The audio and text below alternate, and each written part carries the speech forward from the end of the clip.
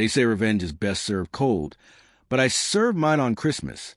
When my son told me I wasn't part of his plans, I didn't cry. I didn't beg. I didn't argue. Instead, I made one phone call to bank. And that single decision, the one where I canceled his mortgage payment, changed everything.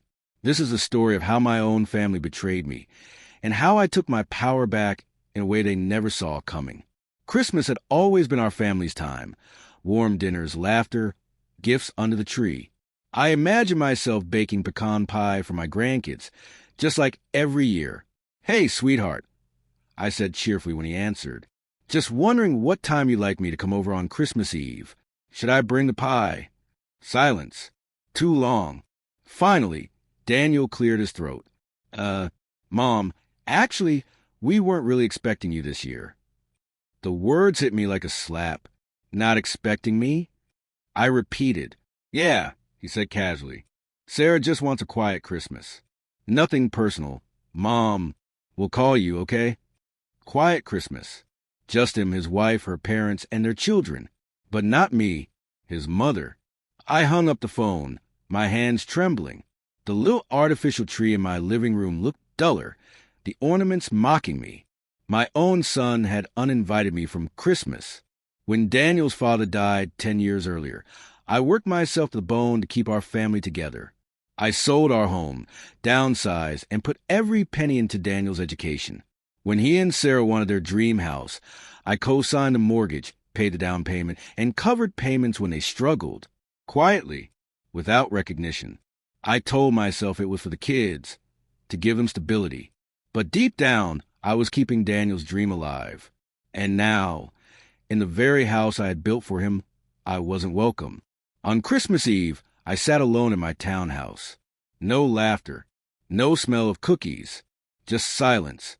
At midnight, I checked Facebook. There it was, Sarah's post. A picture of Daniel, Sarah, the kids, Sarah's parents, cousins, and siblings, all gathered around a glowing tree. The caption read, "So grateful for family this Christmas." Family. Without me. That was the moment something inside me broke. Or maybe it awoke. A week later, I stared at the mortgage bill on my desk. For years, I had been the silent lifeline holding their perfect home together. What if I stopped? What if I let them feel life without my invisible sacrifices? I picked up the phone. "No," I told the bank representative. "Cancel all automatic payments. Effective immediately." And just like that, the revenge began. 3 days later, Daniel called, panic in his voice. "Mom, the bank said the payment wasn't processed. Did something happen to your account?" "My account is fine," I said calmly. "I just decided I wasn't going to cover your mortgage anymore."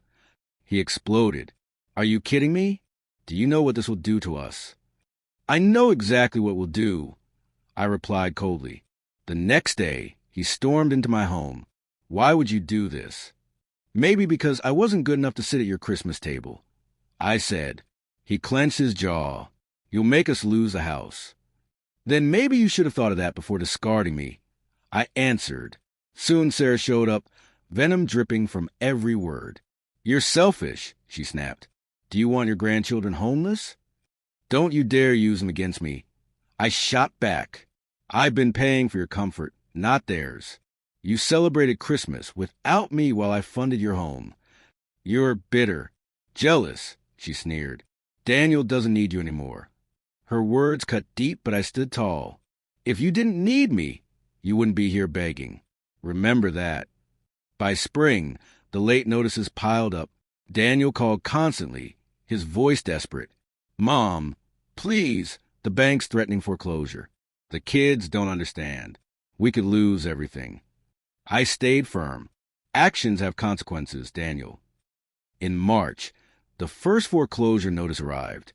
Daniel slammed it on my table. "Look at this. We'll lose the house in 90 days. I looked him in the eye. Maybe losing the house is the only way you'll learn. By April, neighbors whispered that Sarah and Daniel were fighting nonstop. She blamed him for everything, and behind closed doors, she blamed me. But I knew the truth. She hated that her perfect image was cracking. By summer, the auction date was set. Strangers toured their house, picking apart the life they had built on my dime. Sarah came again, spitting venom. You ruined everything. You're pathetic. I leaned close. No, Sarah, I ended the lie. You'll rebuild, sure, but never on my back again. By September, Sarah left. She took the kids and moved back with her parents, filing for separation. She never loved me, he confessed, tears in his eyes. She loved the house. Life. When it was gone, so was she. I squeezed his hand. Then losing the house wasn't a curse. It was the truth revealing itself. For the first time in years, Daniel saw me, not as a wallet, but as his mother. Mom, he whispered, I'm sorry for everything.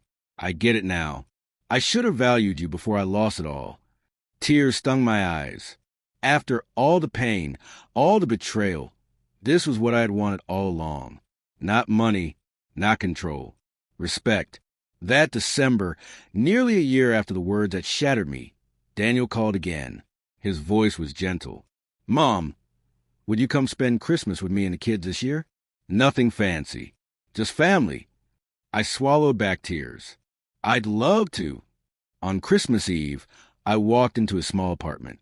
No mansion, no glowing chandelier, no perfectly decorated table. Just a roasted chicken, 2 kids running into my arms, and my son standing there, smiling humbly. Thanks for coming, Mom, he said. And for the first time in years, it truly felt like Christmas. I looked around that little apartment, thinking about the journey, the betrayal, the foreclosure, the collapse of a marriage, the silence. All it was born from one moment. My decision to stop being invisible. Was it cruel? Maybe. But sometimes cruelty is the only language entitlement understands. And in the end, I hadn't just taken revenge. I had reclaimed my worth. Because family isn't about big houses or perfect photos. Family is about respect. And that Christmas, I finally had it. My son once told me I wasn't expecting Christmas. But now, he knows I'll always be there. Not because he needs my money, but because he finally values me. And that, more than any house or mortgage, is the greatest gift of all.